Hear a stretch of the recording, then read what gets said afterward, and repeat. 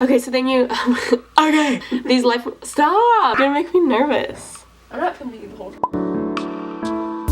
Hi everyone, welcome back to my channel. My name is Sophia Ruiz and I'm a wellness Instagrammer and blogger, and today I'm talking about gut health, which I'm so excited to talk about because literally gut health is like everything. It's everything. So I wanted to split the gut health topic up into 3 videos because there's so much about gut health that you could talk about. There's literally a million studies about gut health and there's only more coming out. So I wanted to do this video on the bacteria in the gut and how it all works, how to improve your gut bacteria, why you need to take care of your gut bacteria.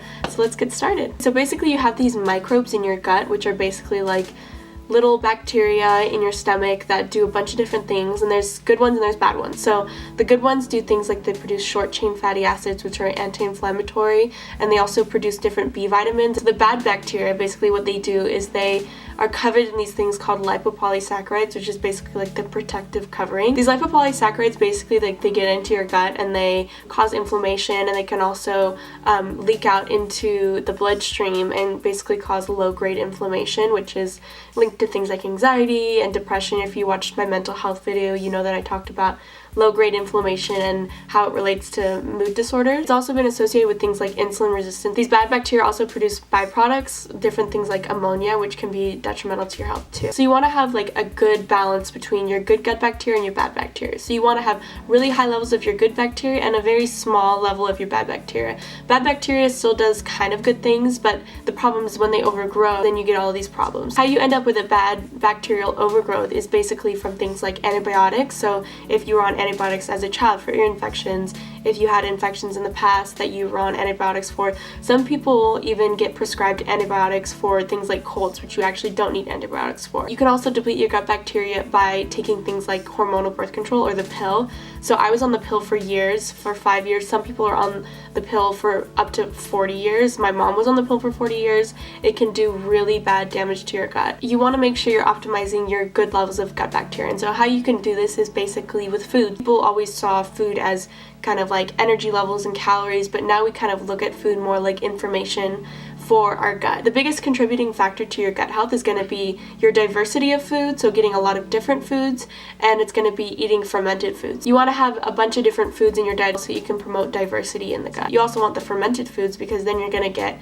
higher levels of these good bacteria that are already present in the food. So eating things like kimchi, sauerkraut, kombucha, pickles, any kind of pickled vegetable, yogurt, kefir, all that stuff is really good for reestablishing different strains of bacteria for your gut, which helps produce higher levels of good gut bacteria. You also want to eat high fiber. So high fiber has been associated with a bunch of different health benefits. It's associated with lower risk of things like obesity, diabetes, heart disease. You want to make sure you're eating a high fiber diet, which is about 25 grams a day if you're eating a 2,000 calorie a day diet. If you don't know how many calories you're eating, that's okay. Just try to get in as much high fiber vegetables as you can. These fiber rich foods also provide fiber for your gut bacteria. The good gut bacteria actually ferment these fibers and produce short chain fatty acids, which are anti-inflammatory. You also want to eat prebiotics. Prebiotics actually help promote the growth of the good gut bacteria. You want to make sure you're eating things like bananas, things like oats, things like rice, things like cooled potatoes are all really, really good. So I talked about this on my Instagram a while ago, but basically polyphenols are these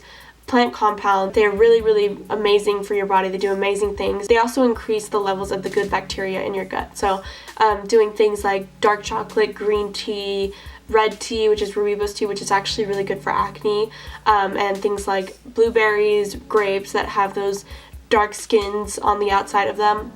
Those are really high in polyphenols. Fun side fact, they activate what's called the AMPK enzyme, which basically has anti-inflammatory benefits. I talked a lot about omega-3s in my first video, why they're so important for your diet, and I think I'll talk about them in every single video that I do because they're amazing and they're good for everything. There was a study done where they basically found that omega-3s actually increase the levels of lactobacillus in the gut. So lactobacillus is a really good beneficial strain of bacteria. Having high concentrations of lactobacillus in your gut is really good, along with things like bifidobacteria. Omega-3s also lower inflammation, which is a contributing factor to things like leaky gut and insulin resistance and anxiety and stress disorders. Another thing to keep in mind is actually antibiotic use, because antibiotics not only kill the bad bacteria that are a cause of bacterial infections, but they also kill the good gut bacteria. So you just want to make sure you're taking antibiotics for a bacterial infection and not a viral infection. and only when you really need it. And if you do take them, make sure you're making a really concerted effort to really up your gut health. Another great tip for improving your microbiome is actually getting rid of conventional foods in your diet. So eating organic foods is super important because they're not sprayed with things like pesticides or herbicides like conventional foods are.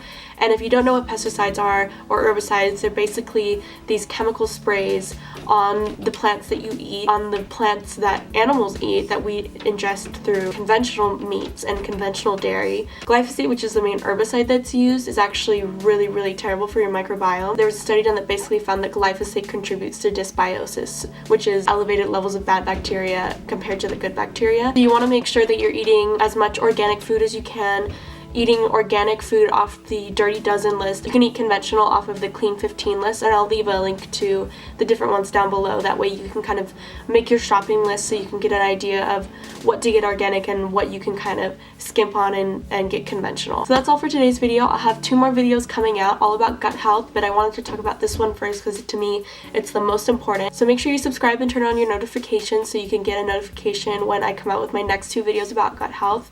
I'm really super dedicated to sharing science-based information on this channel that you can incorporate into your daily routines so that you can be your best self. Please like this video to let me know you enjoyed it, and also leave a comment below asking a question or comment with a video request that you want to see. As always, you can follow me on my Instagram at curvewellness and on my blog curvewellness.com. I actually created a free tip sheet that you can download on my website, and I'll leave a link to that in the description below. So stay tuned for those 2 other videos, and thank you for watching.